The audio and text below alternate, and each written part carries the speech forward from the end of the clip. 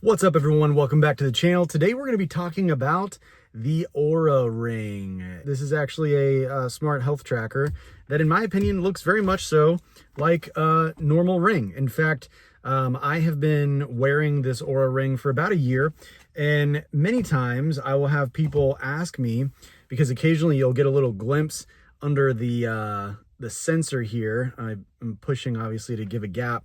But you'll get a little glimpse of like a green light and someone will be like, is that a smart ring? But because of the form factor, size, and all of those things, it's really flying under the radar. The most important thing, though, to know is that upcoming here on Black Friday, if you're watching this around Black Friday, November 20th, they're actually going to be discounting this thing by as much as 30%, which is a big deal because that would get it closer to a $300 price point, which I honestly think is probably the sweet spot. I don't know that $400 is worth the price tag, depending on what you're looking for. First and foremost, the battery life. So I do happen to have an Apple Watch, and the only reason I wear both is because I actually use my Apple Watch as a real deal watch. And so I use it to tell the time, but the Ring does all of the same things that the Apple Watch does. It monitors your blood oxygen, your heart rate, calories burned, step counter, sleeping heart rate, HRV, you name it. It pretty much monitors everything. I think the only thing it doesn't do is anything in relation to blood pressure. However, I do believe that's an update that is coming down the line. Just know that from a battery life perspective, I can solidly get about 6 days of life out of the battery. I certainly cannot complain about it. I'm a huge fan of that one component. It just makes it so easy. You can go on trips, forget your charger, doesn't matter. Apple Watch, not the same scenario. This is not a great solution if you are someone who's kind of like a hypochondriac.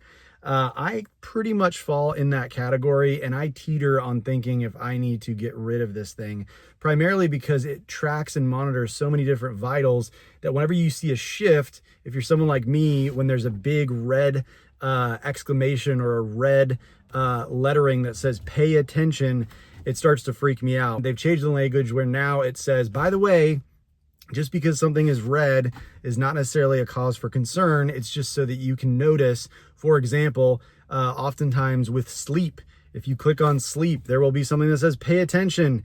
And it's because maybe you just didn't go to bed at a reasonable time. You only got, like the other night, I had to get up at 4. I got like 4 hours of sleep. And so all of my sleep metrics were red. And it said, hey, dude, you got to pay attention to this. So it's not always some doom and gloom. It really is just trying to draw your attention to the important part. But I just wanted to share that because if you're someone that is a hypochondriac, just know that it could be problematic for you. Now, on the plus side, because it does show so many vitals, it actually has real deal gotten me to improve several different metrics. So the first one is in relation to my heart rate in general and my VO2 max. So it tracks your VO2 max. And actually, I got a notification on my Apple Watch that said my VO2 max sucked and was actually below average. And that's because I pretty much had not been working out, doing any cardio or anything along those lines. And it did quickly force me to adjust. So on the Ring, I have now improved my VO2 max, which in turn has improved my sleeping heart rate, which has improved my resting heart rate. Another thing is in relation to stress management. I always laugh, like we don't need something to tell us that our heart is beating faster or that we're stressed out. It's pretty obvious that we as people get stressed throughout different periods. And oftentimes though, we only notice maybe higher levels of stress, like, oh my gosh, I'm really stressed out or nervous about this thing. What we don't realize is that there are other activities we do throughout the course of the day that are actually stressful for us. Some of which are even things like exercise. So exercise can be classified in the stressful category, and it just helps you pay attention to if you're actually treating your body well. Yes, we stress our bodies out when we work out, but are you also having restorative time? So there is an annual subscription that you have to pay. In the scheme of things, it's next to nothing, but there are rings out there that don't require a subscription, and they are cheaper in general. The main difference is they just don't track as many different metrics. So if you're someone that's wanting to go kind of full tilt and get the creme de la creme, then I think the Oura is a great solution for you, especially at the Black Friday price that's coming up here shortly. In terms of the size of the ring itself, so the Ring, don't just assume that it's the same as your wedding ring size. what I did is I actually went to Target, and at Target they have a sizing kit that you can try on. I think that's all the important facts. It's going to be discounted.